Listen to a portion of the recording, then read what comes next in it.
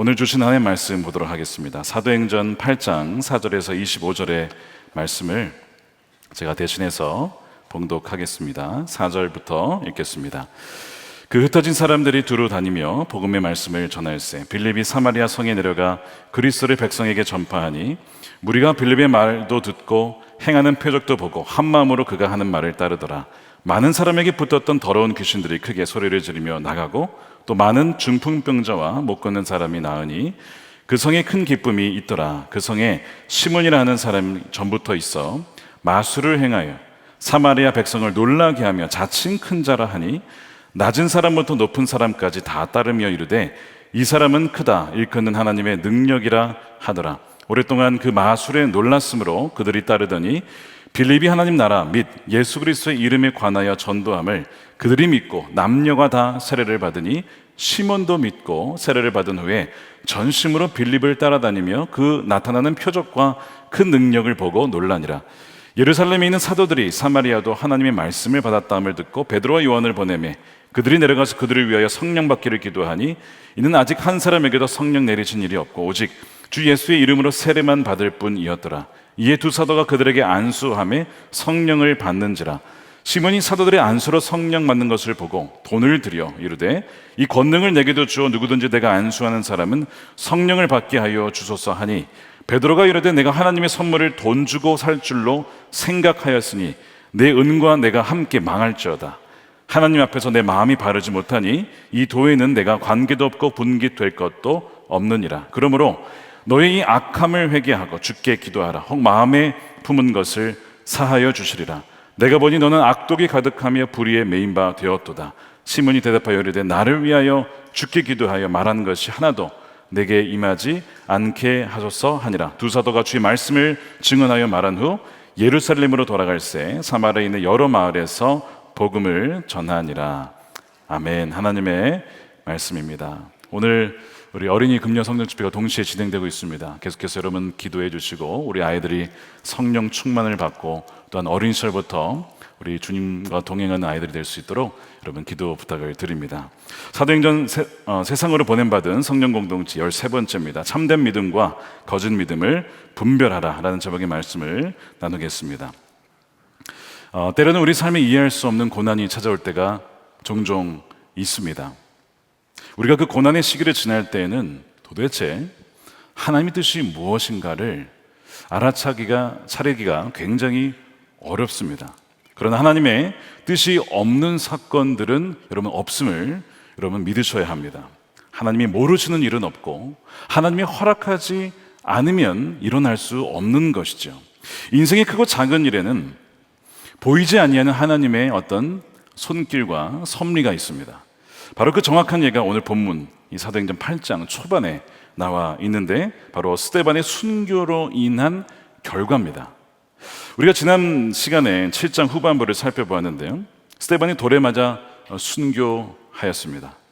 이로 인해서 마치 도미노처럼 큰 박해가 예루살렘에 연쇄적으로 일어나기 시작하죠. 그래서 사도들을 제외하고는 그리스도인들은 예루살렘에 머물 수가 없었고 흩어져서 유대와 사마리아 지역으로 떠나야 했습니다. 이것은 자발적인 흩어짐이 아니고 원치 않았지만 비자발적으로 어디론가로 떠나야만 했던 것이죠. 최근에 비자발적으로 원치 않았는데 어떠한 일이 여러분들에게 벌어지셨습니까? 어디 가셔야 했습니까? 혹은 어디에 꼼짝없이 머물러야 했습니까?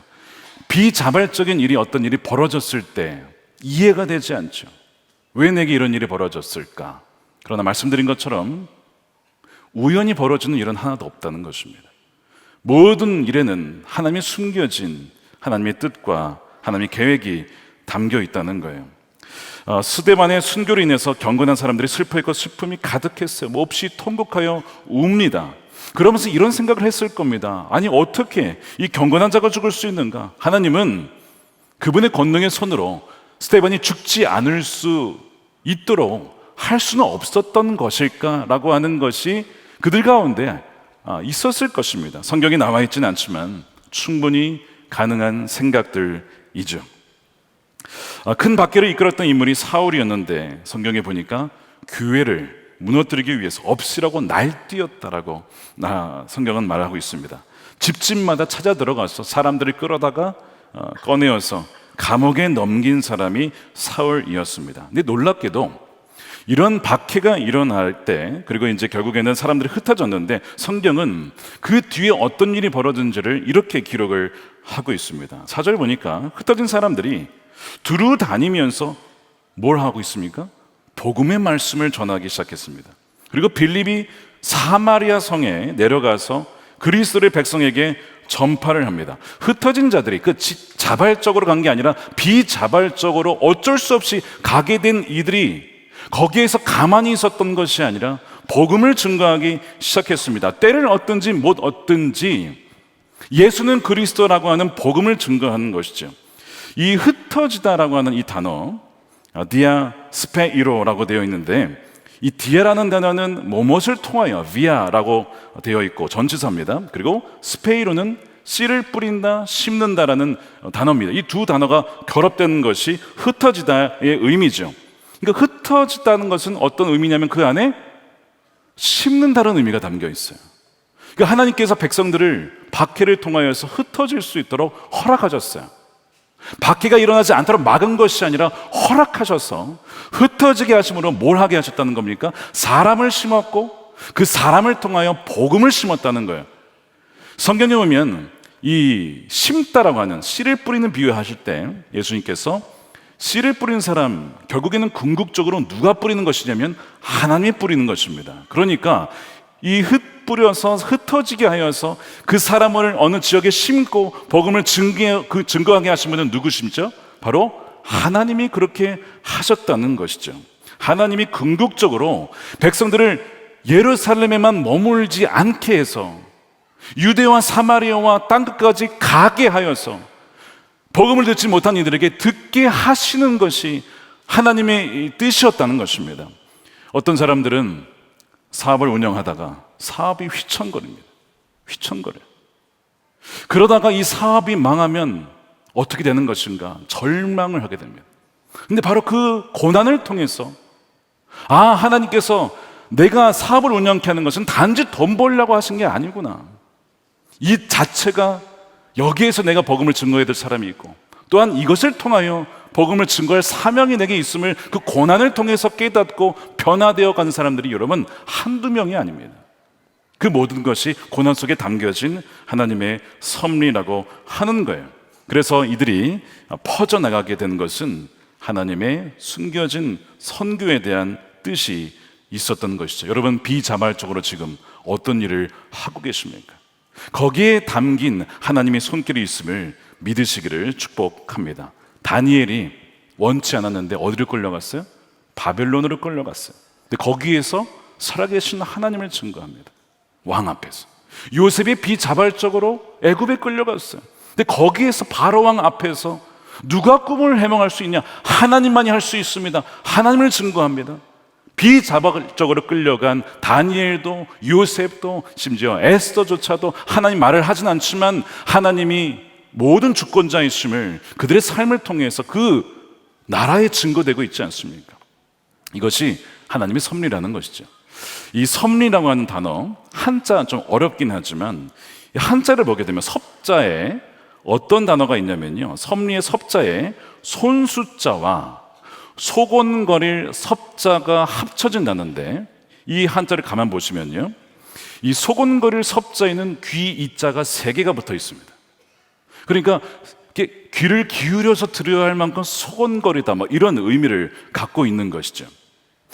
어떤 의미냐면 하나님께서는 아무리 미세하고 작아 보이고 우리의 삶이 미약해 보여도 우리의 소곤거림이, 우리의 신음소리를 들으시는 분이시라는 겁니다.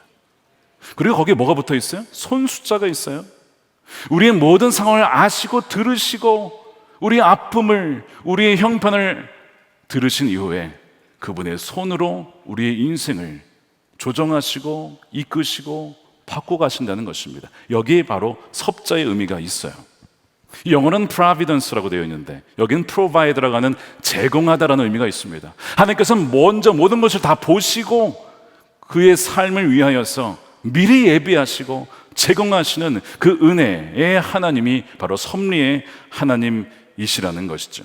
하나님께서는 큰 박해를 통해서 복음이 전해지게 하시고 이제 빌립을 통해서 사마리아라고 하는 곳에 그리스도, 바로 예수가 주요 또한 구세주요, 정말 우리를 구원할 메시아라는 것을 선포하게 합니다. 놀랍게도 이 빌립의 소리에 귀를 기울여서, 귀 세 개가 붙어있는 것처럼 귀를 기울여서 듣는 이들이 있었어요. 그것이 6절인데 세번역 성경으로 보겠습니다. 우리는 빌립이 행하는 표징을 듣고 보면서 그가 하는 말에 한 마음으로 귀를 기울였다. 섭자 잘 생각해 보세요. 귀 세 개가. 그들이 귀를 열어서 복음을 듣게 된 것은 우연이 아닙니다. 하나님의 섭리입니다. 복음을 아무나 들을 수 없고 들어도 다 믿는 것이 아니에요. 근데 이들은 귀를 기울여서 복음을 들었습니다. 그리고 그것을 믿기 시작합니다. 이것이 바로 하나님의 손길이었다는 것이죠. 복음을 듣게 하시려는 하나님의 섭리가 이미 사마리아 땅 가운데, 그 어둠의 땅 가운데 하나님께서 움직이고 계셨다는 것입니다. 오늘 이국으로 팀이 출발했어요. 저희가 이제 예비 시작가 바로 전에. 그 땅이 참으로 어떻게 보면 복음으로 황폐화된 곳인데 하나님께서는 그 땅 가운데서도 듣게 하실 하나님의 백성들이 있는 줄로 믿습니다. 바로 그것이 하나님의 섭리라는 거예요. 그래서 이 말씀을 알아차릴 수 있는 민감한 귀가 사마리아 사람들에게 있었습니다. 그리고 그 귀를 기울였을 때 어떤 일이 벌어졌는가, 놀라운 일이 벌어지는데 7절입니다. 많은 사람에게 붙었던 더러운 귀신들이 크게 소리를 지르며 나가고, 귀신이 떠나가는 거예요. 또 많은 중풍병자와 못 걷는 사람이 나오니 그 성에 큰 기쁨이 있더라. 놀라운 치유와 회복이 그 땅 가운데 일어나게 되었습니다. 언제요? 복음의 말씀에 귀를 기울이고 주 예수 그리스도를 믿을 때에 그 구원의 놀라운 역사가 일어나게 된 것이죠. 오늘 이 저녁에도 말씀을 듣는 가운데 여러분들이 병이 치유되고, 말씀을 듣는 가운데 여러분들의 악한 영이 떠나게 되는 구원과 회복의 역사가 일어나게 될 줄로 믿습니다. 믿는 자에게 그런 능력이 나타나게 된다는 것입니다. 그래서 그런 믿음의 반응이 너무나 중요해요. 그 성에 큰 기쁨이, The Great Joy라고 큰 커다란 기쁨이 그 성에 가득했다는 거예요. 오랜 시간 동안 그 도시는 우울했고 어두웠고 자신의 삶을 귀히 여기지 않고, 왜요? 이 사마리아라고 하는 것은 버림받은 도시, 바로 그런 것이었어요. 왜 이렇게 큰 기쁨이 일어났을까? 여러분, 사마리아라고 하는 이 도시의 역사를 한번 보시면 이렇습니다. 남유다와 북이스라엘이 갈라졌을 때 아수르가 쳐들어와서 많은 사람들을 데리고 포로로 끌려갔습니다. 그리고 거기에 남아있는 사람들이 있었는데 외국에서 온 이주민들과 이들이 결혼을 해요. 그럴 수 있죠. 그렇게 되면서 인종적으로 섞이게 됩니다. 그건 큰 중요한 건 아니었어요.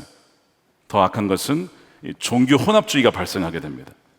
그런데 이 남유다 사람들이 보기에는 이 민족이 피가 섞인 거에 대해서 굉장히 거부감을 가졌어요. 아니, 어떻게 피가 섞일 수 있느냐, 이러면서 말이죠. 그래서 이 사마리아 사람들을 혐오했고 그들과 상종하지도 않았고 근처에 가지도 않으려고 했습니다. 이 사마리아 사람들이 받았을 이 억울함과 한맺힘을 한번 상상해 보십시오. 수백 년간 버림받았고 소외받았고 저들은 섞인 사람들이야, 이런 표현을 들어가면서 산 사람들이 사마리아 사람들입니다. 그러니까 그들의 영적으로, 정서적으로 얼마나 어두웠을까요? 기쁨이란 것이 있었을까요? 물론 나름대로 이 그리심산에 성전을 지어서 예배를 했다라고 하는 기록이 있긴 한데 과연 그것이 그들에게 참된 기쁨이었을까? 아닙니다. 그들에는 바로 악한 마음이 들어갔고 미워하는 마음과 원수된 마음 때문에 귀신들이 들어가고 악한 영들이 그들을 사로잡아서 삶을 황폐하게 시켰던, 그것이 이 사마리아 사람들이었죠. 근데 거기에 복음이 들어갔어요. 예수님이 당신들을 위해서 구원하러 오셨다, 당신들을 사랑하신다라고, 하나님께서 육신이 되어 오셔서 죽기까지 사랑하신다라는 그 복음을 들으니 얼마나 많은 눈물과 애환과 동시에 기쁨이 일어났을까요? 바로 이것이 사마리아에 그렇게 큰 기쁨이 일어난 이유였던 것이죠. 그래서 그들이 믿고 남녀가 다 세례를 받았다라고 12절에 나와요. 이 모든 일이 시작이 예루살렘의 큰 박해에서 시작이 된 거예요. 슬픈 일이었어요. 정말 다시는 일어나고 싶지 않은 그런 일들이었는데, 그러나 그것이 변화여서 큰 기쁨으로 바뀌었다는 것입니다. 여러분, 우리가 하나님의 섭리 가운데 있음을 믿으시길 축복합니다. 아무리 우리의 삶 가운데 어려운 일과 회피하고 싶고 정말 비자발적으로 하고 싶지 않은 어떤 일이 벌어졌을지라도 하나님, 이 모든 것을 하나님의 손 가운데 합력하여서 선을 이루실 주님을 찬양합니다. 그래서 매 순간마다 내가 순종해야 될 것이 무엇인지, 내가 믿음으로 반응해야 될 것이 무엇인지를 알게 하여 주십시오. 그러면 그것을 통해서도 하나님의 뜻은 반드시 이루어지게 된다는 것입니다. 바로 이것이 숨겨진 오늘 이 8장 초반부의 메시지예요. 자, 뒤이어서 사마리아의 복음이 전해진 소식이 이제 예루살렘에도 퍼집니다. 한글 성경은 사마리아의 도 복음이 전해졌다는 소식, 이렇게 되어 있습니다. 어떤 뉘앙스가 느껴지십니까? 사마리아의 도 복음이 전해졌어? 그러니까 약간 편견이 느껴지죠. 어쨌든 사도들은 그 소식을 듣고 예루살렘에서 사도들을 보내는데 베드로와 요한이 오게 돼요. 그러면서 오게 된 것은 그들에게 성령을 부어주기 위해서 온 것입니다. 아직 복음을 받아들이긴 했지만 성령이 내리지는 않았다라고 되어 있죠. 자, 17절에 보십시오. 이는 아직 한 사람에게도 성령 내리신 일이 없고 오직 주 예수의 이름으로 세례만 받을 뿐이었더라. 이에 두 사도가 그들에게 안수하며 성령을 받는지라. 언제 성령 받았어요? 안수했을 때 성령을 받았습니다. 여러분, 주 예수님을 우리가 주요 구세주로, 두 개는 구분되는 것입니다. 우리의 왕으로, 우리의 죄를 사해 주시는 구세주로 우리가 믿고 영접하면 성령이 우리 안에 내주하시게 됩니다. 믿으십니까? 누구든지 예수님을 그렇게 믿는 사람은 사람 안에 성령이 와 계시는 거예요. 근데 이것을 알아차리는 사람이 있고 모르는 사람이 있어요. 그러니까 내 안에 성령이 계시지만 모르는 사람들이 있습니다. 그래서 이것을 말씀을 통해서 또한 우리의 삶을 통해서 우리가 검증해 볼 수 있어야 돼요. 우리가 이미 1:1 양육교재에 나와 있는 것처럼 예수님을 주님이라 부르는가, 하나님을 아버지라고 부르는가, 내가 정말 미워한 사람을 용서할 수 있는 그 마음이 드냐, 전도하고 싶은 마음이 드냐, 이 하나하나가 다 뭐냐면 성령이 내주하시는 증거죠. 그래서 이 모든 것들이 있을 때에만 내 안에 주님이 계시구나, 성령이 계시구나 하는 것을 알게 되는 거예요. 그런데 이 사마리아인들의 경우는 좀 특별했어요. 복음을 분명히 믿었는데 성령이 임하지 않은 겁니다.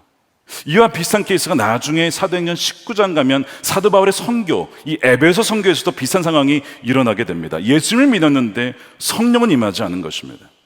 그러나 바울이 안수를 하자 그들에게도 성령이 임하게 돼요. 오늘 본문과 흡사한 상황이 또 벌어지게 되죠. 성경은 안수를 받아야만 성령이 임한다라고 말씀하지 않습니다. 안수 없이도 성령이 임합니다. 여러분들이 믿을 때에 성령이 임할 수 있어요. 복음을 들을 때에 성령이 임합니다. 그러나 성경은 동시에 안수가 성령이 임하는 통로 중에 하나라고 분명히 말씀하고 있습니다. 여러분, 안수에 대해서 얼마나 알고 계십니까? 우리는 안수가 그냥 안수겠지 뭐, 그냥 머리에 얹고 손 기도하는 거지 뭐, 이렇게 생각하는 경향이 있는데 여러분, 그렇지 않습니다. 이 안수라고 하는 것은 성령의 역사하는 통로입니다. 예수님께서 아이들이 내게 오는 것을 금하지 말라라고 하면서 안수기도 해주신 거 기억나십니까? 마태복음 19장 13절에 사람들이 예수께서 안수하고 기도해 주심을 바라고 어린 아이들을 데리고 오매 제자들이 꾸짖었어요. 제자들이 막는 거예요, 오지 못하도록. 그러자 예수님께서 이르시되 어린 아이들을 용납하고 내게 오는 것을 금하지 말라. 천국이 이런 사람일 것이니라. 그들에게 어떻게 해요? 안수하시고 그다음에 거기서 떠나셨습니다. 우리가 매주 금요 성령 집회 때 첫 주에 다음 세대를 위한 안수 기도를 하는 근거가 바로 여기 있습니다. 오늘은 선교의 주제로 드리는데 그래도 우리가 예배 후에 오늘 안수를 할 겁니다. 안수 기도가 성경에 나와 있어요. 바울은 디모데에게 내가 너에게 안수하여 하나님의 은사가 다시 부릴 듯하게 하려고 한다. 어떻게 해요? 안수하여서. 안수를 얘기하고 있어요. 또한 안수는 세례와 부활과 영원한 심판과 더불어서 기독교 가르침의 아주 기초입니다. 그게 어디 나와 있냐면 히브리서 6장 2절이에요. 세례들과 안수와 죽은 자의 부활과 영원한 심판에 관한 교훈의 기초입니다. 터를 다시 닦지 말고 완전한 대로 나아갈지니라. 왜 다시 닦냐면 이걸 모르는 거예요. 이게 왜 중요한 줄 모르는 거예요. 그래서 다시 교육을 한다는 거죠. 그래서는 안 된다는 거예요. 이걸 기초인데 왜 모르냐 이거죠. 아마 이 구절에서 안수에 주목했던 분은 아마 거의 없으실 겁니다. 물론 이 안수라는 단어가 부활보다 중요한 것은 아닙니다. 하지만 말씀드린 것처럼 안수를 무시하지 말라 이거죠. 안수를 함부로 해서도 안 되지만 경히 여겨서도 안 됩니다. 안수를 통해 성령을 받기도 하고 충만히 임하기도 하고 권능이 임하기도 하기 때문이죠. 그래서 우리가 안수 기도를 하는 것이고, 우리가 목회자를 세울 때에도 안수하여 세우는 것이죠. 그 안수는 사람의 능력이 때문이 아니라 하나님의 권능 때문에, 그분의 은혜로 주어지는 거예요. 그래서 이 사마리아 사람들에게 안수했을 때 성령이 그들에게 임하게 되는 것이죠. 제가 미국에서 목회할 때 일이었습니다. 한 성도님이 극심한 우울증에 빠지셨어요. 이 우울증이 참 위험한 게 무엇이냐면, 극심한 우울증에 빠지게 되면 자꾸 스스로 목숨을 끊고자 하는 충동을 느낍니다. 약을 먹지 않으면 견디기가 너무나 어려운 것이죠. 이분도 그런 일을 겪으셨어요.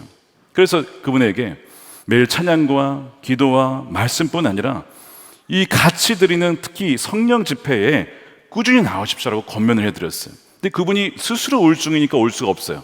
누가 데리고 오셔야 되죠? 남편이. 그래서 남편이 그 아내분을 모시고 꽤 먼 거리였는데 금요일마다 금요 성령 집회에 참여하러 오신 거예요. 그리고 제가 그랬어요.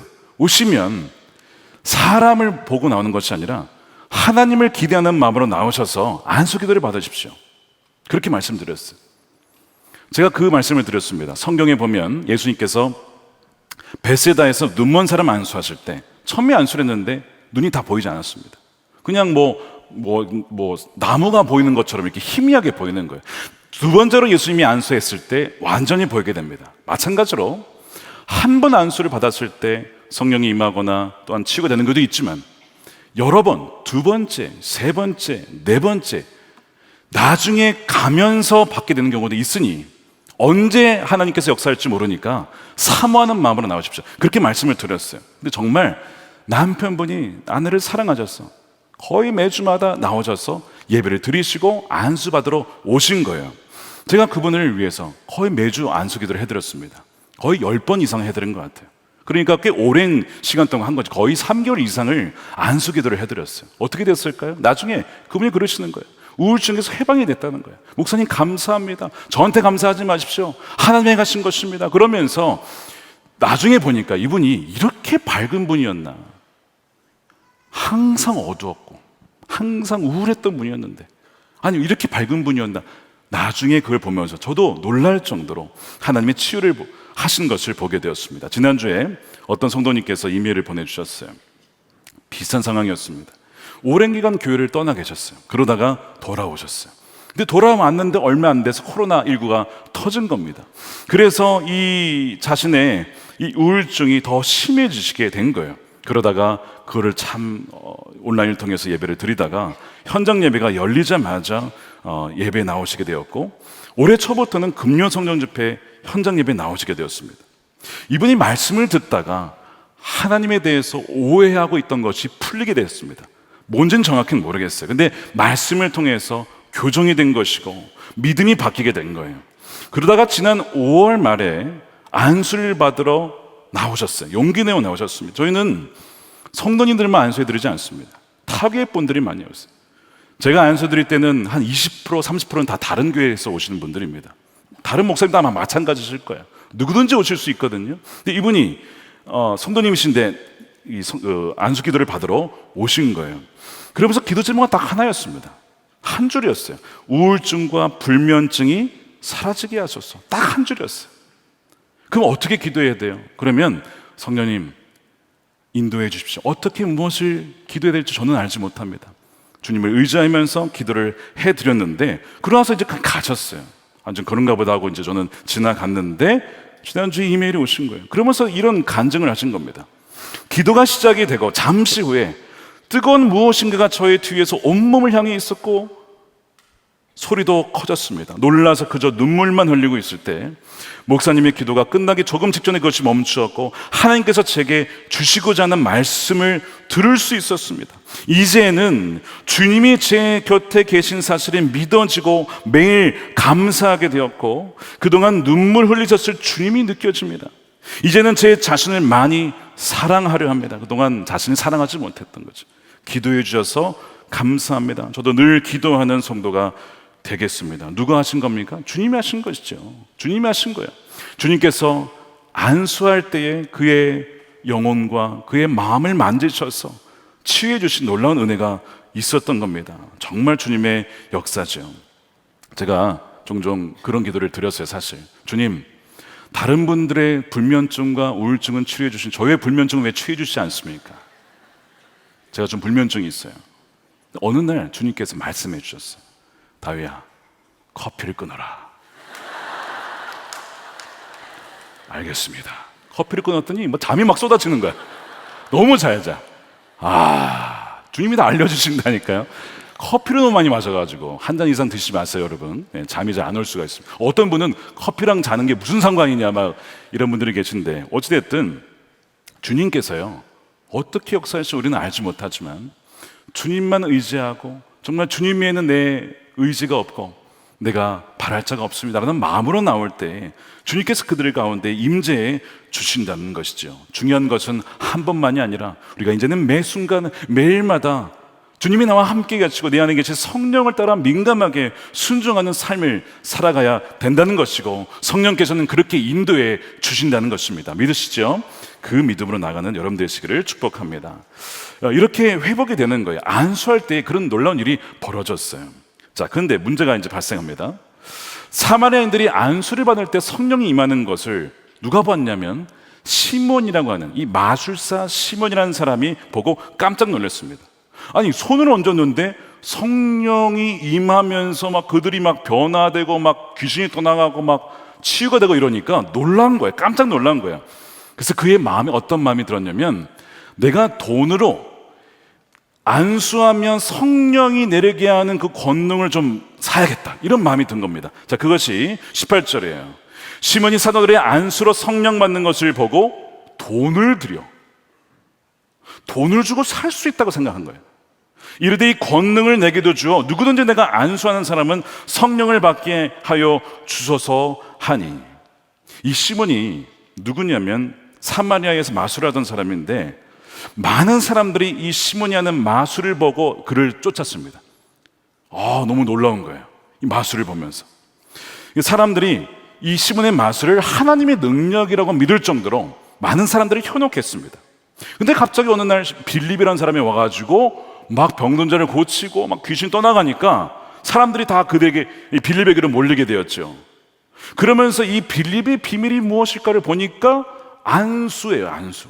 안수할 때 성령이라고 하는 어떤 힘 같은 것이 느껴지면서 막 변하니까, 그 능력을 내가 받아야겠다라고 생각을 했는데, 돈이면 되지 않겠나, 돈을 주어서 그 권능을 사겠다라고 생각을 한 거예요. 자, 그런데 이 성경에 보면 시몬도 빌립의 전도를 받았습니다. 복음을 들었어요. 그리고 심지어 믿었어요. 더 놀라운 것은요, 세례도 받았습니다. 자, 보세요. 12절입니다.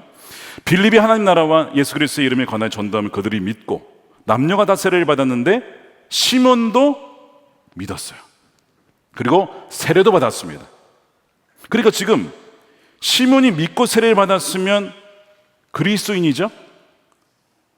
뭔가 애매할 땐 대답하지 않는 것이 현명한 방법입니다. 잘하셨습니다. 뭔가 함정처럼 느껴져. 뭔가 질문이.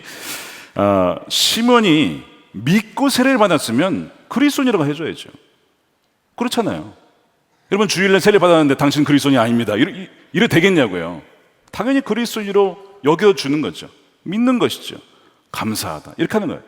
그러니까 시몬도 믿고 세례를 받았으니 그리스도인이라고 여겨줄 수 있는데, 이 사람이 어떤 사람이었냐? 자, 좀 특이한 사람이에요. 9절에 보니까요, 그는 자칭 스스로 자기가 큰 자라고 했던 사람입니다. 나는 참 위대한 사람이야, 나는 참 큰 자죠, 나보다 더 위대한 사람이 어디 있겠어. 이게 시몬이었어요. 물론 복음을 듣기 이전에, 믿기 이전에는 이럴 수 있다고 칩시다. 그리고 이기적이었고 자기중심적이었어요. 사람들은 다 그런 성향이 있습니다. 자, 그러면 예수님을 믿고 나서 이 본성이 바뀌었냐를 봐야죠. 믿은 다음에 바뀌었냐를 봐야죠. 바뀌었을까요? 아닙니다. 바뀌질 않았어요. 자, 19절 보십시오. 이 권능을 내게도 주어서 누구든지 내가 안수하는 사람은 성령을 받게 하여 주소서. 자, 이 구절 가만히 보게 되면요, 시몬은요, 성령에 의해서 통제받고 따라가는 삶에 대한 관심이 없습니다. 시몬의 관심은 내가 성령을 통제하려고 하는 데 있습니다. 성령을 구하는 것이 아니라, 성령 그 자체를 구하는 것이 아니라 성령이 임하게 하는 어떤 권능, 성령이 주신 어떤 선물을 구하는 것을 보게 돼요. 그는 성령에 관심이 없어요. 여러분들 정말 성령 하나님을 갈망하십니까? 아니면 그분이 주시는 그 어떤 것에 관심이 있으세요? 성령으로 말미암아 치유가 되어지고 성령으로 말미암아 권능이 주어진 그 어떤 것에 관심이 있어요? 아니면 그냥 그 자체로 성령이신 예수 그리스도의 영이신 성령의 그 하나님을 원하십니까? 굉장히 중요한 포인트입니다. 참된 믿음과 거짓 믿음을 분별하는 시금석이 여기에 있어요. 내가 정말 기도하고 원하는 것은 주님 그분이신가? 정말 성령 그분이신가? 아니면 그분이 주시는 그 어떤 유익인가? 이건 굉장히 중요한 포인트입니다. 더 분명한 증거가 있습니다. 성령이 임하는 권능을 돈으로 사려 했다는 부분이 있습니다. 자, 18절이죠. 시몬이 사도의 안수로 성령 받는 것을 돈으로 드려, 돈으로 하나님의 역사를 이루려 하는 것, 이건 명확하게 위조된 신앙이요 거짓된 믿음의 특징입니다. 시몬은 성령을 따라 살아가는 일, 사는 일에는 관심이 없었고, 시몬은 성령의 권능을 돈으로 사는 일에 관심이 있었습니다. 말이 비슷해 보이지만 전혀 다른 거 아시죠? 성령을 따라 사는 삶과 성령의 권능을 사는 삶은 너무 다른 것이죠.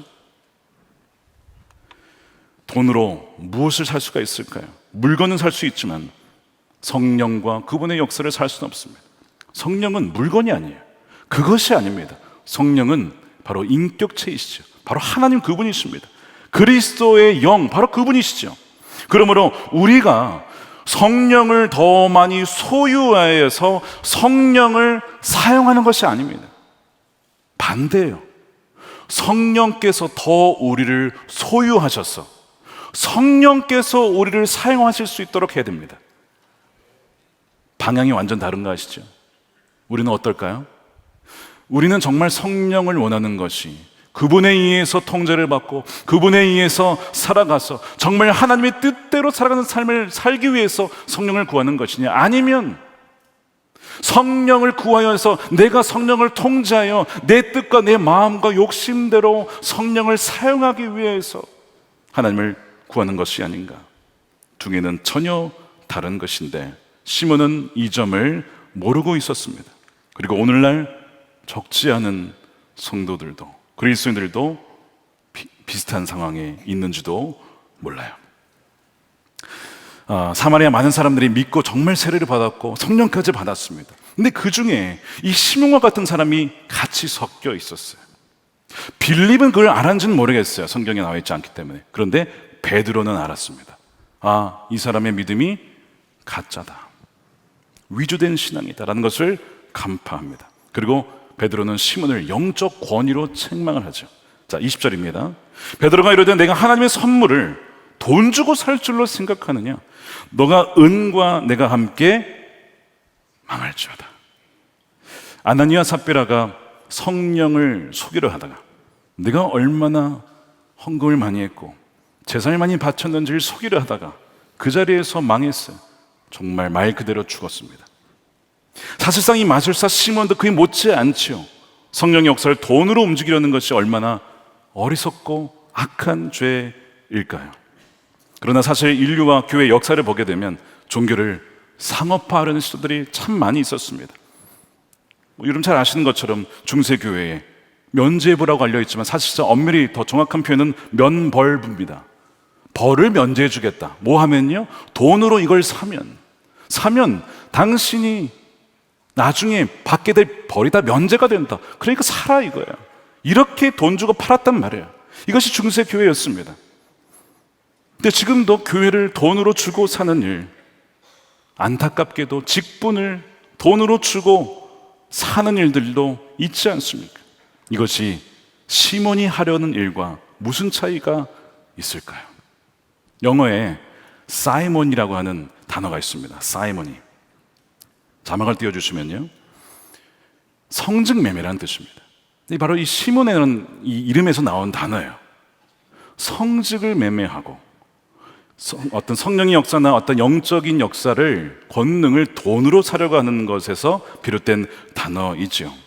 내가 가난한 사람들에게 돈을 많이 주면 하나님께서 내 인생을 풀게 해주실 거야. 앞에는 맞아요. 우리는 베풀라고 했기 때문에 모든 것이 주님이 주신 것이므로 우리의 삶 속에는 분명히 재산 중에는 이웃의 것이 있습니다.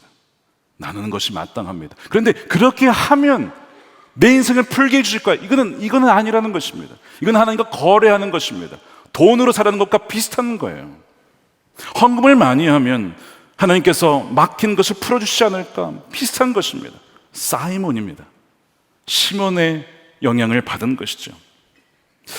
우리의 삶을 점검해 보십시다. 우리가 어떤 마음으로 봉사하고 섬기고 예배하고 선교하려고 하는지, 우리 마음의 깊은 곳을 성령을 통해서, 말씀을 통해서 비춰볼 수 있어야 한다는 겁니다. 베드로의 20절 말씀 참 강한 말이에요. 은과 함께 망한다. 이걸 뭐 어떻게 이런 말을 담대하게 할 수 있을까요? 제가 했으면 다 떠나갔을, 성도들 다 떠나갔을 거야. 아마 시험 들었다고. 베드로니까 할 수 있는 거야. 베드로가 담임 목사인 교회는 참 좋겠죠. 저도 가고 싶습니다. 그 교회. 근데 사실 우리가 초대교회에 대한 좀 환상이 있어요. 누구나 다 올 수 있고 문턱이 낮은 교회를 꿈꾸고 정말 그렇게 오는 곳이 교회입니다.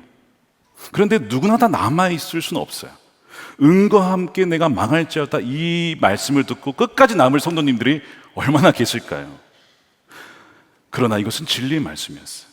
진리의 말씀이었어요.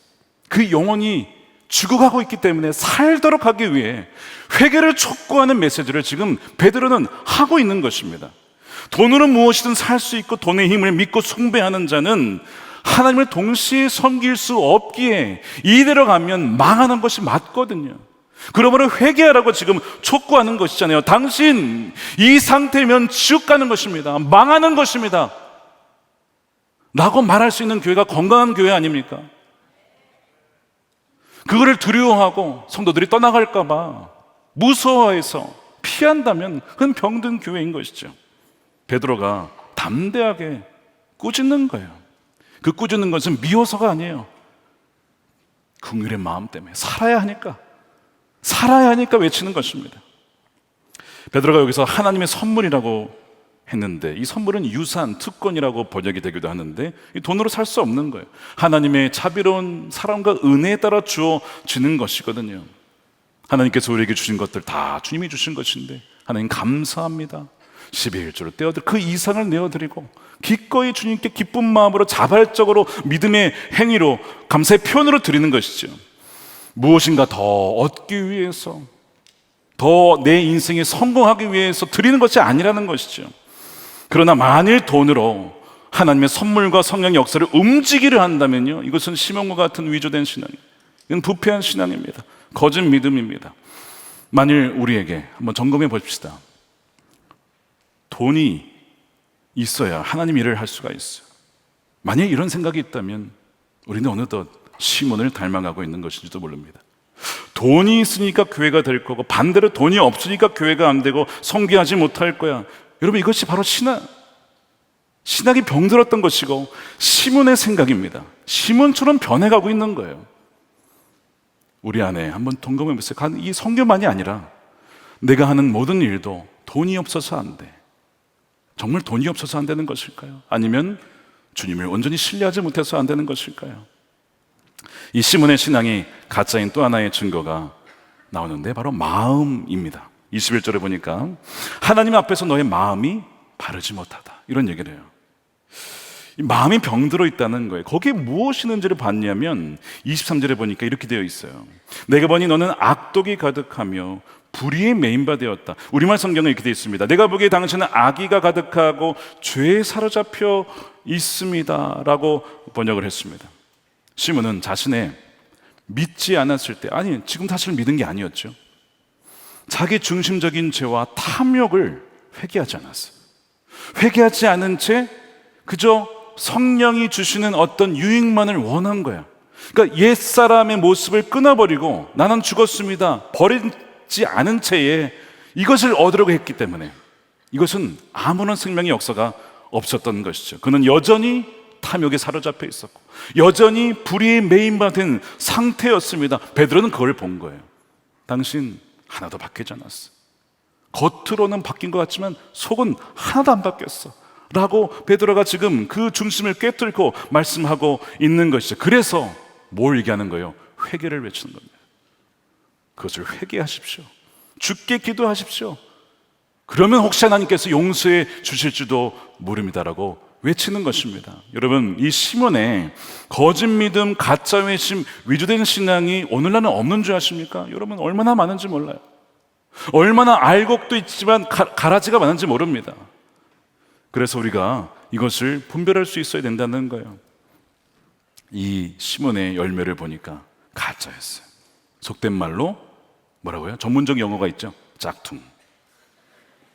가짜 믿음이었어요. 가짜 믿음. 베드로가 시몬에게는 아무런 분깃이 없다라고 얘기를 해요. 21절에요. 하나님 앞에서 내 마음이 바르지 못하니 이 도에는, 이 복음입니다. 내가 관계도 없고, 너는 복음을 믿은 게 아니에요. 분깃될 것도 없다는 거예요. 분깃, 하나님이 주시는 유업이 없다는 것입니다. 천국 백성이 아니라는 것입니다. 아직은 아니라는 거예요.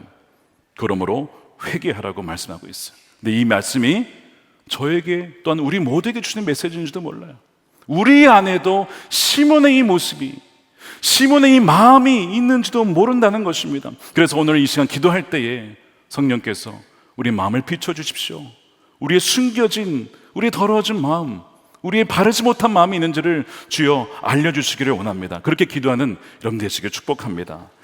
이 그의 회심이 위조되는 것이라을 보여주는 마지막 증거가 끝까지 회개를 안 합니다. 끝까지 여전히 자신이 기도해야 되는데 기도하지 않고 기도 부탁만 해요. 여러분 기도 부탁하는 것 중요한 거 아닙니까? 기도해 주세요. 저를 위해 기도해. 너무 중요한 거예요. 근데 본인도 기도를 해야 돼요. 근데 이 시몬은 본인은 기도를 안 합니다. 24절 보십시오. 시몬이 대답하여 이르되 나를 위하여 주께 기도하여 말하는 것이 하나도 내게 임하지 않게 하소서. 굉장히 신앙적인 것 같은데 본인은 기도를 하지 않고 또한 회개하지도 않습니다. 더 중요한 것은요, 그저 자기가 그냥 망하지 않게 하는 데에만 관심이 있어요. 아니 지금 망하지 않게 하려면 회개하라고 그렇게 얘기했는데, 주께 기도하라고 했는데 왜 그 말을 듣지 않고 계속 다른 것만 하는지 너무나 안타까운 모습을 보게 됩니다. 여러분 이 말씀은요 우리에게 분명히 증거하고 있어요. 복음을 믿었다고 하지만 진짜 믿음이 아닐 수 있습니다. 세례를 받았다고 해서 구원받은 것이 아니고 자기의 중심성은 여전히 살아있을 수 있다는 것을 말하고 있어요. 그래서 속지 말라라고, 분별해야 된다라고, 점검해 봐야 된다고 말씀을 합니다. 반드시 믿음의 열매가 있는지를 보라는 거예요. 다른 사람 따지지 말고 먼저 누구에게? 우리 자신에게. 우리 자신의 열매가 무엇인지를 보라는 것입니다. 삶의 열매가 무엇인지, 입술의 열매가 무엇인지, 순종의 열매가 무엇인지를 보라는 거예요. 나를 말미암아 다른 사람들이 어떻게 변해진지를 보라는 거예요. 생명이 있으면 그 주변의 사람들이 생명으로 변하거든요. 그것이 있느냐를 보라는 것입니다. 그게 아니라면 아무리 내가 입술로 믿음을 외치고 찬양을 하고 기도를 해도 그는 가짜일 수 있다는 것을 성경은 말하고 있어요. 많은 것이 같아 보여도 끝이 다르면 뭐예요? 그것이 이단입니다. 이단의 의미가 뭐죠? 끝단자에 달을 이자 아닙니까? 다 같아. 정통신앙 다 같은데 끝에가 다른 게 이단이에요. 이단일 수 있다는 거예요. 순교자 폴리캅의 제자요, 초대교회 이단과 치열한 싸움을 벌였던 리옹의 이레니우스가 이 마술사 시몬 마구스를 가리켜서 모든 이단의 기원이라고 평가를 합니다. 왜냐하면 이 사람으로 인해서 영지주의라고 하는 이단이 생깁니다. 그러니까 뭐냐면 영지주의는 영적인 것만 선한 것이고 물질은 다 악한 것이다. 이게 영지주의예요. 하나님이 창조하신 걸 다 선하게 지으셨다고 했는데 왜 물질을 악하게 보냐 이거예요. 우리 몸이 악한 겁니까? 이 물건이 악한 겁니까? 그렇지 않잖아요. 그런데 그것을 다 악하다고 보고 영적인 지식이 있어야 뭐 구원받는다. 이 뿌리가 바로 이 시몬에게 있다는 것이죠. 어떻게 사마리아의 성령의 역사가 일어날 때 이런 시몬과 같은 사람이 있을 수 있을까요? 여러분 기억하셔야 됩니다. 이것이 교회 역사의 패턴입니다. 하나님께서 참된 신자를 심고 또한 구원하실 때마다 마귀도요 가짜를 심는 것이 패턴입니다.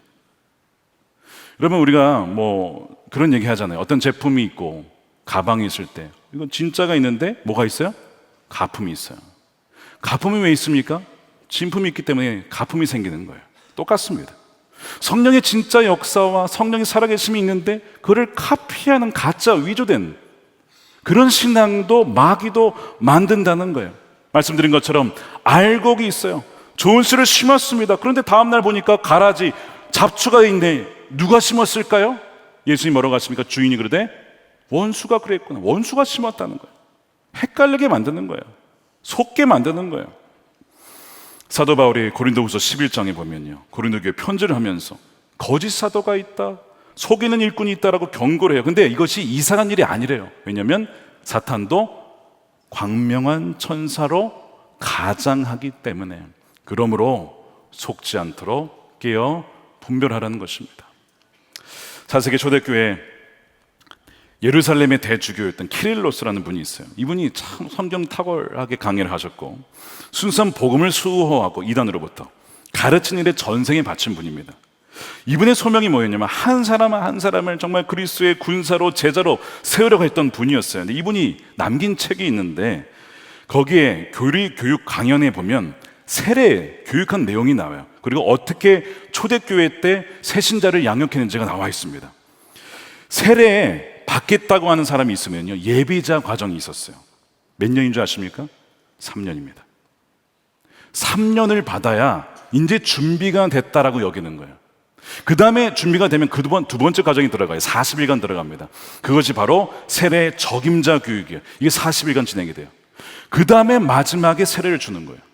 왜 이렇게 철저하게 했을까요? 당시에는 이단이 많았기 때문이고 첫 번째. 두 번째는 거짓 회심자가 많았기 때문에 그렇습니다. 믿는다고 하는데 이 시몬과 같은 이들이 있었기 때문에 그 과정을 통해서 검증하고 정말 참된 믿음인지를 돌아보게 했다는 것이죠. 그래서 초대교회가 폭발적인 힘이 있었던 거예요. 왜요? 다 진짜만 그 안에 역사하는 성령의 역사가 있었기 때문에 그런 것이죠. 그러면서 이 키릴로스가 무슨 얘기를 하냐면 예수님을 믿을 때 버려야 할 것이 있다라고 얘기를 해요.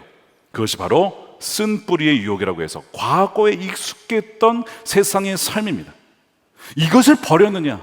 이게 굉장히 중요한 점검상이라는 거예요. 아무리 어떤 사람이 성도들과 교제를 원하고 공동체 하기를 원해도 세상의 탐욕스러운 삶을 버렸느냐, 이 부분이 확실하지 않으면요 세례를 주지 않습니다. 예수님을 믿었다고 해도 그의 삶이 바뀌었느냐, 이게 점검되지 않으면 세례를 주지 않았어요. 그렇게 철저하게 점검한 이유는요, 시몬과 같은 위조된 신앙을 막기 위해 회개에 합당한 열매가 있는지를 점검한 이후에 세례를 준 것이에요. 근데 오늘날 교회와 비교해 보면 얼마나 달라져 있습니까? 오늘 말씀은요, 시몬과 같이 속이는 일꾼과 이단이 있음을 경고하고 있어요. 근데 말씀드린 것처럼 다른 사람보다 누구에게 적용해야 될까요? 내 자신입니다. 우리의 믿음을, 우리의 중심을 점검해야 돼요. 우리는요, 남의 눈에 티는 잘 보는데 내 눈에 들보를 보지 못합니다. 저는 이 말씀을 준비하면서 시몬의 이 모습이 내 안에 들어와 있지는 않은가를 돌아보며 회개하며 기도하지 않을 수가 없었습니다. 먼저 주님은 이 말씀을 통해서 우리를 듣게 하시는 거예요. 그리고 오늘 이 저녁에 귀 세 개를 모아서 주님이 무슨 말씀을 나에게 주시는가, 그렇게 귀 기울여 듣는 이들에게 생명의 말씀이 들어가게 하고 또한 회개케 하여서 거듭나게 하여서 참된 복음의 역사가 일어나게 될 줄로 믿습니다. 오늘 말씀에 보면 내가 마술사 시몬과 같은 위조된 신앙은 아닌가를 점검해야 돼요. 자, 이것을 한번 점검해 보십시오. 내 믿음은 예수 그리스도만을 의지하고 신뢰하는 믿음인가? 더 이상 다른 것을 의지하지 않는가? 두 번째, 내 믿음은 오직 예수 그리스도만을 높이는가? 사람이 스스로 높아질 공간은 없어요. 아까 시몬은 스스로를 큰 자라고 했죠. 그런데 복음으로 말미암아 이제는 정말 주님만을 높이는가? 세 번째는요, 내 믿음은 사람을 좇는 추종자가 아니라 그리스도를 따르게 하는 제자를 만들고 있느냐? 나로 말미암아 내 믿음 때문에 누군가가 나를 쫓거나 나를 추종하는 것이 아니라 정말 주님을 따르게 되는 제자로 세워지고 있느냐? 중요한 점검해야 될 부분입니다. 빌립과 베드로는요, 사람이 아니라 추종자가 아니라 예수님을 따르게 만들었어요. 세리요는 끊임없이 왜 나를 주목하느냐? 어린 양을 보라고 끊임없이 돌렸죠. 그가 흥하여야 되고 나는 쇠하여야 하리라. 하나님 쓰신 사람들 공통점이에요. 끊임없이 주님께로 관심을 돌렸어요. 주님을 따라야 됩니다. 사람을 추종하지 마십시오라고 얘기하는 겁니다. 네 번째, 내 믿음은 속이는 마술과 같은 권력이 아니라 진정한 치유와 회복을 가져다 주는가? 나로 말미암아 주 예수께서 역사하셔서 정말 그 마음이 치유되고 위로를 받고 주님을 알게 되어지고 믿음이 잃었던 사람들이 회복이 되어지고 하는 일들이 정말 일어나고 있느냐? 바로 이것이 참된 믿음의 열매입니다. 여러분들의 삶 가운데 이런 열매들이 가득 맺혀지게 되기를 주님의 이름으로 축복합니다. 오늘 말씀을 들으면서 내 안에 시몬과 같은 위조된 신앙이 있다라고 생각하는 분이 아마 계실 겁니다. 그러면 소망이 없는 것일까요? 아닙니다. 오늘 말씀에 복음이 있어요. 뭐냐면 22절이에요.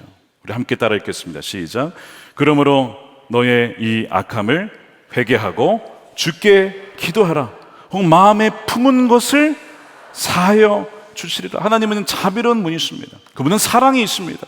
우리가 우리의 죄를 고백하고 우리의 죄를 주님 앞에 솔직하게 다 쏟아 놓을 때, 회개할 때 그분은 용서해 주시는 분이세요. 여기 보면요, 마음에 품은 것을 사하여 주신다고 했어요. 이 마음에 품은 것이 무엇이냐면 우리 안에 숨겨진 동기입니다. 이기적인 동기입니다. 탐욕스러운 동기입니다. 내가 하나님께 기도하고 금식하고 하나님 나라를 위해서 섬기는 참된 숨겨진 동기가 무엇일까? 이게 정말 순수하게 하나님을 사랑하고 내 이웃을 사랑하기 위한 것일까? 아니면 그 다른 숨겨진 다른 무엇이 있을까? 그거를 묻는 거예요. 마음에 품은 것이란 바로 그것을 말하는 것입니다. 마치 시몬이 그 권능을 통하여서 내가 더 높아지고 내 능력이 더 나타나게 되는 것을 원하여 성령을 구했던 것 같이, 혹시 우리 마음에 그런 것이 있다면 이 시간 우리가 그것을 회개하고 내려놓을 수 있어야 되는 거예요. 우리는 얼마든지 왜곡된 동기로 내게 있는 것을 나눠줄 수도 있어요.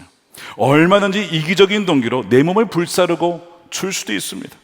그러나 사랑이 없으면 아무런 유익이 없다고 했습니다. 우리는 얼마든지 타락한 동기로 회사를 다닐 수도 있고 사업을 운영할 수도 있고 심지어 목회도 할 수 있어요.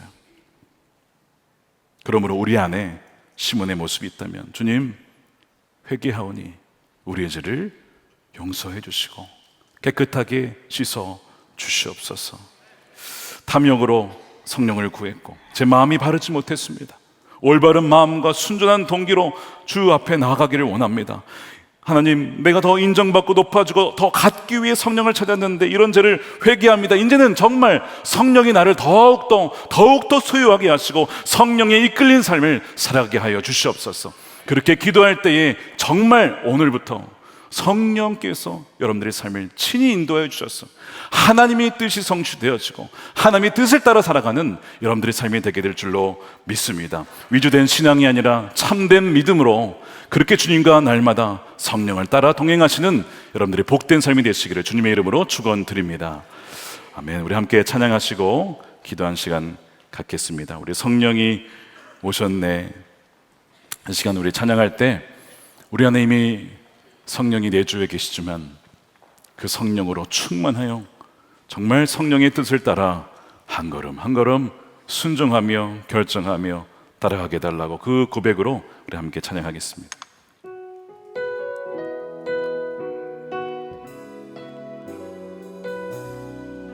무한 시절 지날 때 무한 시절 지날 때 깊은 한숨 내쉴 때 그런 풍경 보시며 난식하는 분 있네. 고와 같이 너희를 버려두지 않으리. 내가 너희와 영원히 함께하리라. 함께하리라. 억눌린 자가 자유함이 없는 자 피난처가 되어주십니다. 피난처가 되시는 성령님께 주의 영이 계신 곳에 참 자유가 있습니다. 주의 영이 계신 곳에 참 자유. 진리의 영이신 성령이 오셨네. 진리의 영이신 성령이 오셨네. 우리 두 손 들고 찬양합니다. 성령이 오셨네. 성령이 오셨네. 성령이 오셨네. 내 주에 보내신 성령이 오셨네. 우리 인생 가운데 친히 찾아오셔서 그 나라 꿈꾸게 하시네. 지날 때 무한 시절 지날 때 깊은 한숨 내쉴 때 그런 풍경 보시며 단식하는 분 있네. 고와 같이 너희를 버려 내가 너희와 영원히 함께하리라. 내가 너희와 영원히 함께하리라. 억눌린 자 갇힌 자 자유함이 없는 자 피난처가 되시는 성령님 계시네. 주의 영이 계신 곳에 주의 영이 계신 곳에 참 자유가 있다네. 진리의 영이신 성령이 오셨네. 성령이 오셨네. 성령이 오셨네. 성령이 오셨네. 내 주에 보내신 성령이 오셨네. 우리 인생 가운데 친히 찾아오셔서 그 나라 꿈꾸게 성령이 오셨네. 성령이 오셨네. 성령이 오셨네. 내 주에 보내신 성령이 오셨네. 우리 인생 가운데 친히 찾아오셔서 그 나라 우리 성령이 오셨네. 한 번 더 찬양합니다. 성령이 오셨네. 성령이 오셨네. 성령이 오셨네. 내 주에 보내신 성령이 오셨네. 우리 인생 가운데 친히 찾아오셔서 그 나라 꿈꾸게 하시네. 그 나라 꿈꾸게 하시네. 그 나라 꿈꾸게 한 번 더 그 나라 꿈꾸게 하시네. 그 나라 꿈꾸게 하시네. 아멘. 주님을 찬양합니다. 온전히 주님만이 우리의 전부가 되십니다. 이 시간 그 성령께서 우리 안에 와 계시고 이 자리에 함께 하심을 믿습니다. 우리가 함께 이 시간 기도할 때 먼저 첫 번째로 우리 하나님의 섭리를 기억하십시오. 고난 속에서 하나님의 섭리를 깨달을 수 있는 그 눈이 열리게 하여 주시옵소서. 고통 중에도 믿음이 흔들리지 않도록 인도하여 주시고 비자발적으로 이루어진 나의 삶 가운데서 선하신 계획이 있음을 신뢰하고 주만을 따르게 하여 주시옵소서. 이 믿음 가지고 주여 한번 부르고 기도하도록 하겠습니다. 주여, 할렐루야. 감사 하나님, 주님, 하나님, 내가 원치 않았던 어떤 삶의 역사를 할지라도 하나님께서 그 일을 통하여서 놀라운 구원과 선교의 역사를 이루어가심을 믿고 감사를 드립니다. 할렐루야. 하나님, 모든 것이 하나님의 손 안에 있습니다. 하나님 섭리 가운데 있음을 선포합니다. 하나님의 강력한 주의 주권 가운데 우리 삶이 살아가고 있음을 믿으며 내 습관마다 주의 인도하심을 따라 내가 순종할 것이 무엇인가를 알게 하여 주시고 그 섭리의 소개를 따라 살아가게 하여 주시옵소서. 하나님, 내 순간 귀를 기울여서 주님이 말씀하시고 인도하신 것 무엇인가를 알게 하여 주시옵소서. 할렐루야. 주님 찬양합니다. 하나님의 섭리를 신뢰하오니 주의 강하신 손으로 주님 붙잡아 주시옵소서. 하나님 약한 손으로 인도하여 주시옵소서. 하나님 주여, 아버지 하나님, 그렇습니다. 어떤 것도 그냥 이루어지는 것이 없습니다. 모든 것이 하나님의 섭리 가운데 하나님 하나님 뜻 가운데 선하신 계획이 이루어지고 있음을 믿고 찬양하오니 주여 놀라운 성령을 아버지 보내주시고 역사하여 주시옵소서. 우리 두 번째로 기도하겠습니다. 오늘 말씀을 들으면서 많은 생각이 들으셨을 것입니다. 그 가운데 시몬의 모습이 나의 모습은 아닌가, 나의 모습에도 시몬의 거짓된 믿음이 있음을 아마 보게 하셨을 것입니다. 이 시간은 기도할 때 주님, 참된 진정한 믿음을 더하여 주시옵소서. 여러분, 아까 중요한 포인트가 정말 주님을 그리고 성령을 원하는 것이죠. 그 어떤 성령이 주시는 어떤 권능, 치유 다 좋습니다. 하나님 우리에게 하나님 뜻 가운데 다 안배해 주시고 때에 맞춰서 주실 거예요. 그런데 우리가 원하는 것은 그게 아니라 그냥 주님 그분이십니다. 예수 그리스도 그분만을 원하는 것이고요, 예수님이면 충분합니다. 나는 정말 예수님만 충분하기를 원합니다. 성령으로만 충분하기를 원합니다. 그렇게 원할 때에, 그 나라를 구할 때에 구하지도 아니었던 우리에게 필요한 모든 것을 더하여 주실 줄로 믿습니다. 시몬과 같은 주님 위주된 신앙이 아니라 오직 성령으로 충만해요. 성령께서 나를 더욱더 소유하여 주셔서 성령의 뜻대로만 살아가게 하시고 나를 사용하여 주시옵소서. 내가 성령을 통제하는 것이 아니라 성령이 나를 통제하고 성령이 나를 이끌어 주시옵소서. 주여 한번 외치고 기도하겠습니다. 주여,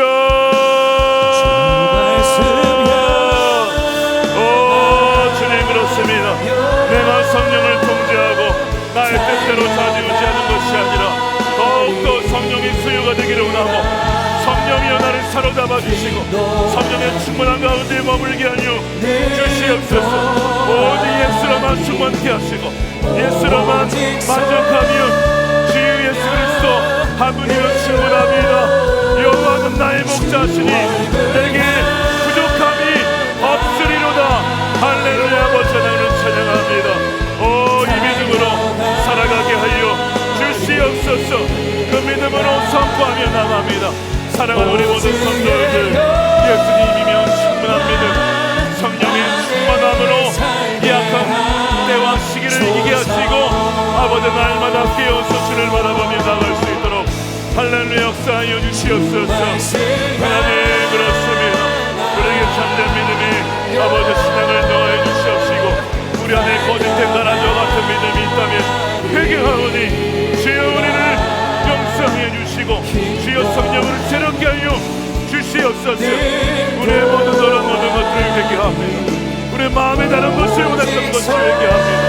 주여 아버지 우리의 거짓된 마음 용서하여 주시옵소서. 우리 마음의 동기의 질서를 회개하기를 원하며 할렐루야. 주님 참된 믿음, 진정한 믿음을 더하여 주시고 순결한 믿음을 더하여 주시고 성령과 같은 믿음을 더하여 주시옵소서. 할렐루야. 주님은 성령의 권능을 더하여 주시옵소서. 할렐루야. 주여 성령의 충만함을 모든 이들마다 한 명도 빠짐없이 각 사람 가운데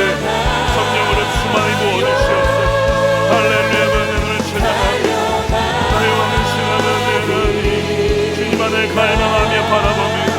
이 저녁이 우리 인생의 눈이 모인 때가 되게 하시고, 아버지 그 전에 모든 더러운 악의와 하나님 더러운 모든 우리는 버리고 변화되어 주님 맘이 되게 하여 주시옵소서. 고집됩니다. 껍데기 신앙을 버리고 다시는 이를 돌아보지 않게 하시고, 하나님의 주님만을 신뢰하며 나갈 수 있도록 역사하여 주시옵소서. 찬양합니다. 나의 왕이시는 주님께만 영광이 되고 하나님께만 영광이 되게 아버지께서 사용하여 주시옵소서. 네, 오늘도 우리 있는 자리에서 우리 기도하실 수 있겠고요, 우리 강단에 올라오셔서 간절히 기도하실 수 있겠습니다.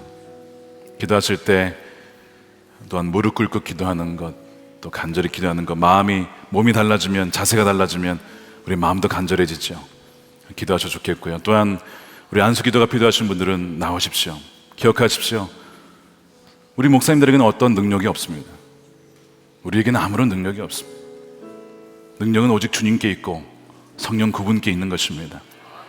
여러분들의 믿음으로, 순전한 마음으로, 전심으로 오직 하나님만을 갈망하며 나올 때 어느 누가 안수를 하든 그들을 통하여 여러분들에게 성령으로 임하고 충만케 되어지며 묶어졌던 것이 풀어지고 해방되어진 놀라운 은혜가 있게 될 줄로 믿습니다.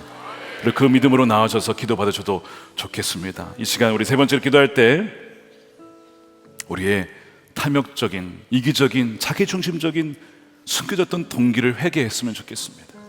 우리가 주님을 사랑하고 하나님 나라를 사랑하고 그렇기 때문에 봉사도 하고 제사도 삼고 선교도 합니다. 그런데 그 마음 한켠에 사실 우리 시몬과 같은 마음을 가질 때가 있음을 우리는 부인할 수가 없습니다. 우리 이기적인 마음, 탐욕스러운 마음, 여전히 하나님을 사랑한다고 하지만 그 다른 동기, 무엇을 더 얻고자, 형통하고자, 성공하고자, 잘되고자, 일이 풀리고자 그 마음이 왜 없겠어요? 그리고 주님은 그것을 완전히 악하다라고 보진 않아요. 우리 연약함을 아시기 때문에. 그러나 주님께 나올 때 이 시간 우리가 그 탐욕스러웠던 동기를 내려놓기를 원하십니다. 하나님께 숨길 게 하나도 없습니다. 하나님 다 아세요. 다 아신다고요. 다만 우리가 주님 헛된 것을 품었습니다, 그렇게 고백하고 회개하기를 원하시는 것뿐이에요. 하나님은 다 아시는데 왜 그냥 가만히 계셨을까요? 기다려주시는 것입니다. 하나님, 저 잘못했어요. 저 잘못했어요. 주님보다 다른 거 더 사랑했어요. 그렇게 원하시는 거예요. 오늘 이 시간 저도 말씀을 준비할 때 참 많은 찔림이 있었고 회개하지 않을 수 없었습니다. 동일한 마음이 여러분들에게 있는 줄로 믿습니다. 이 시간 기도할 때 주님, 시몬과 같이 이기적이고 탐욕스러웠던 동기를 회개합니다. 우리 마음을 정결케 하여 주셔서 바른 마음과 순전한 마음으로, 동기로 나아갈 수 있도록 인도하여 주시옵소서. 오직 주님의 뜻에 합당한 삶을 살게 하여 주시고 하나님께만, 주님께만 영광을 온전히 올려드리는 우리 삶이 되게 하여 주시옵소서. 그는 흥하여 하리고 나는 쇠하여 하리라.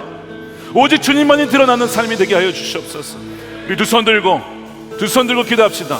주여, 우리 가운데 이 시간 온전한 순전한 마음의 동기를 회복하여 주시고 순전한 마음으로 주를 위하여 주님과 함께 동행하며 주께 다가갈 수 있는 우리 삶이 되게 해달라고 우리 주여 한번 외치고 기도하겠습니다. 주여,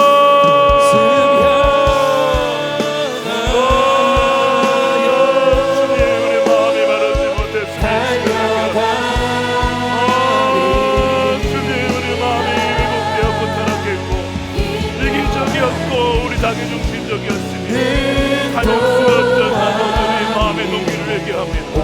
시몬과 다를 바도 없었던 것이 우리 마음이며 우리 삶이었음을 회개합니다. 이 시몬이